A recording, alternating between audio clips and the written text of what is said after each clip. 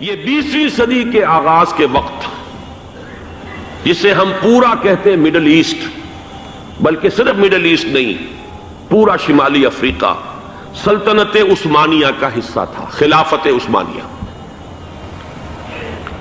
Libya, الجزائر، مصر، پورا حجاز، یمن، پورا عراق، شام، اور یہ شام ہی کے حصے ہیں در حقیقت، اردن اور لبنان، یہ سب یہ شام عرب، عراق عرب، یہ پورا علاقہ خلافت عثمانیہ یہ اس کا حصہ تھا۔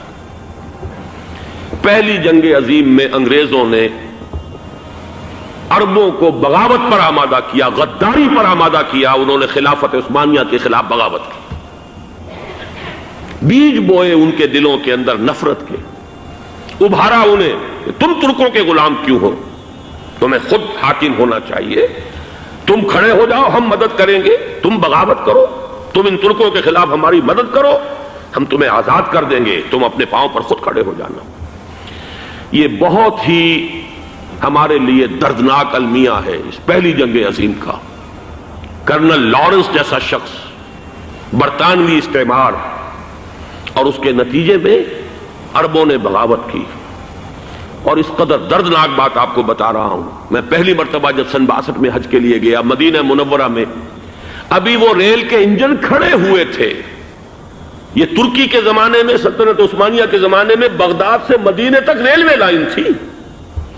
یہ پورا ایک عالم سلطنت عثمانیہ، صرف سلطنت نہیں، خلافت عثمانیہ، پوری ٹرینیں جو ہے ترکوں کی اڑائی گئی، ہزاروں ترکوں کو شہید کیا گیا، یہاں تک کہ صحن حرم میں شہید کیے گئے سینکڑوں ترک۔ یہ جرم تھوڑے نہیں ہے، معمولی نہیں ہے۔ آج جس کی سزا مل رہی ہے، معلوم ہونا چاہیے کہ وہ جرائم کون کون سے تھے۔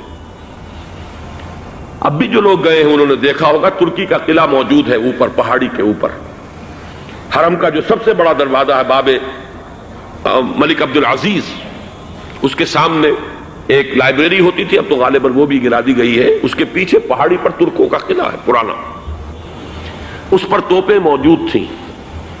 جب بغاوت ہوئی ہے، جو حرم میں آئے ہوئے تھے ترک فوجی، ظاہر بات ہے نہتے، وہ تو نماز پڑھنے آئے ہوئے تھے، ان کو وہاں ذبح کیا گیا ہے، اور ترکوں نے اپنی توپیں استعمال نہیں کی کہ کہیں بیت اللہ کو کوئی گدن نہ پہنچ جائے۔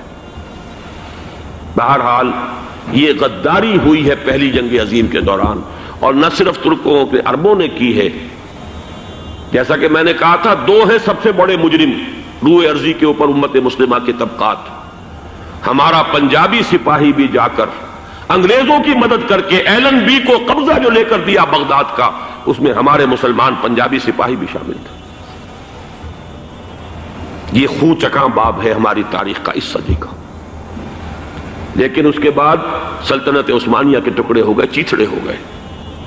ایک انگریز نے لکھا ہے یہ جملہ، زہر میں بجھا ہوا جملہ، کہ تاریخ میں یہ بات ثبت ہو جائے گی کہ ایک انگریز نے اس سلطنت کے ٹکڑے کر دیے کہ جو عمر فاروق نے قائم کی تھی رضی اللہ تعالی عنہ۔ یہ پورا عالم، یہ تمام علاقہ کس نے فتح کیا تھا؟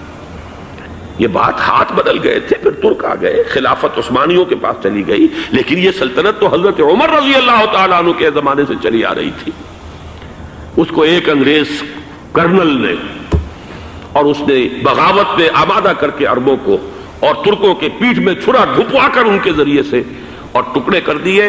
لیکن جب جنگ ختم ہوئی، اب انہوں نے کہا کہ اب ہمیں آزادی دیجئے، تو اب انہیں معلوم ہوا کہ غداروں کو دنیا میں کیا ملتا ہے، ٹکڑے کر دیے گئے۔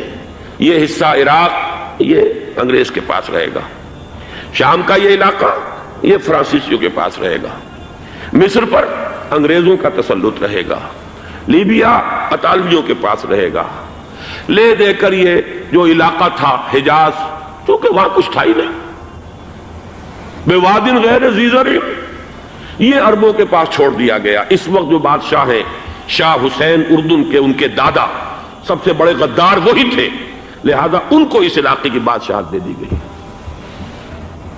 اس کے بعد نجد سے ایک تحریک اٹھی ہے، وہ سعودی جو خاندان ہے وہ نجد سے اٹھا ہے۔ نجد میں اس وقت کچھ بھی نہیں تھا، وہ تو صرف ریت کے تودے تھے اور کچھ بھی نہیں، لہذا ادھر کسی استعماری قوت کو دیکھنے کی ضرورت ہی نہیں تھی۔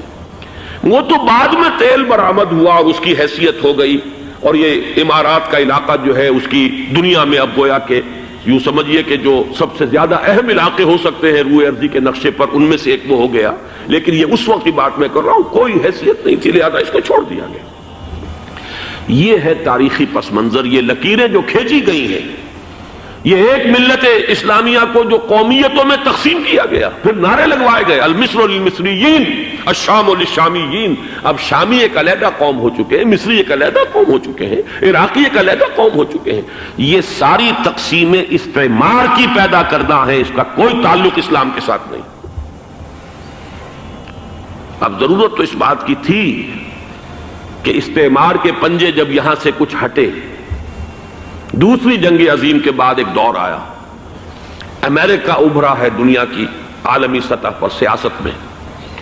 اس کے ہاں کچھ آزادی کے تصورات تھے، اس نے بھی سپورٹ کیا. برطانیہ کمزور ہو چکا تھا، وہ اتنے بڑے علاقے کو اب ہولڈ نہیں کر سکتا تھا. ہندوستان بھی آزاد ہوا، پھر یہ کہ اور دوسرے علاقوں سے بھی اس کو پسپائی اختیار کرنی پڑی. استعمار کے پنجے جس طرح بھی ہوئے، ان کے سینوں سے، عربوں کے سینوں سے جو ہے گویا کہ وہ ہٹے. لیکن امریکہ نے ایک اپنی بہت بڑی حکمت عملی جو اختیار کی، عالم عرب کے سینے میں اسرائیل کا خنجر پیوست کر دیا تاکہ یہ کبھی آزاد نہ ہو جائیں، ہمارے انگوٹھے تلے رہے، ہماری پالیسی گورن کرے. یہ استعمار کا دوسری جنگ عظیم کے بعد جہاں برطانوی استعمار، فرانسیسی استعمار رفتہ رفتہ یہ ہٹنے شروع ہوئے. صدر ناصر نے انگریزوں کو اٹھا کر پھینکا میڈیٹرینین میں اور دوسرے جگہوں سے. الجزائر نے آزادی حاصل کی فرانس سے، اطالویوں سے جو ہے لیبیا والوں نے آزادی حاصل کی. یہ ہو گیا، لیکن ایک خنجر پیوست کر دیا گیا اسرائیل کا سینہ عرب. اس صورتحال میں ظاہر بات ہے کہ ایک تو بڑی آئیڈیل پوزیشن تھی کہ پورا عالم اسلام متحد ہو، لیکن وہ تو بہت دور کا خواب معلوم ہوتا ہے. علامہ اقبال سے بڑا کوئی نقیب نہیں ہے ملت اسلامی کی وحدت کا. ایک ہو مسلم حرم کی پاسبانی کے لیے، نیل کے ساحل سے لے کر تا بخاک کاشغر. لیکن انہیں بھی اپنے لیکچرز میں کہنا پڑا کہ اس وقت جو صورتحال ہے، پورے عالم اسلام کی ایک وحدت بن جانا تو تقریباً ناممکن نظر آ رہا ہے. اگر کسی طرح ایک common wealth of Muslim nations وجود میں آ جائے تو بھی بڑی کامیابی ہوگی. لیکن اس سے بھی پہلے یہ تو زیادہ آسان تھا کہ عالم عرب ایک وحدت کی شکل اختیار کر لے. یہ تو ایک قوم ہے، اکثر و بیشتر ایک نسل یا زیادہ دو نسلیں کہہ دیجیے. شمالی افریقہ میں بربر نسل بھی ہے، باقی تو سب عرب ہے. یہ پورا عالم ایک نسل، ایک زبان، پورے اتنے رقبے کے اوپر بولے جانے والی ایک زبان، یہ تو ایک ہو جائے. افسوس یہ ہے کہ اس کا ایک ہو جانا، ایک شخصیت ابھری تھی جو مذہبی مزاج کی شخصیت تھی، جو دینی مزاج کی حامل شخصیت تھی. اگر اس کی قیادت میں عالم عرب متحد ہو جاتا تو واقعتاً ایک بہت بڑا جو ہے مرحلہ وہ طے ہو جاتا پوری عالمی ملت اسلامیہ کی ایک وحدت اختیار کرنے کا. وہ شخصیت تھی شاہ فیصل شہید کی. اور اس لفظ کے ساتھ ہی آپ کے ذہن میں آ گیا ہوگا کیوں انہیں شہید کر دیا گیا، کس نے کیا کرایا، کہاں سے تعلیم حاصل کر کے آیا تھا وہ جس نے شہید کیا شاہ فیصل شہید کو.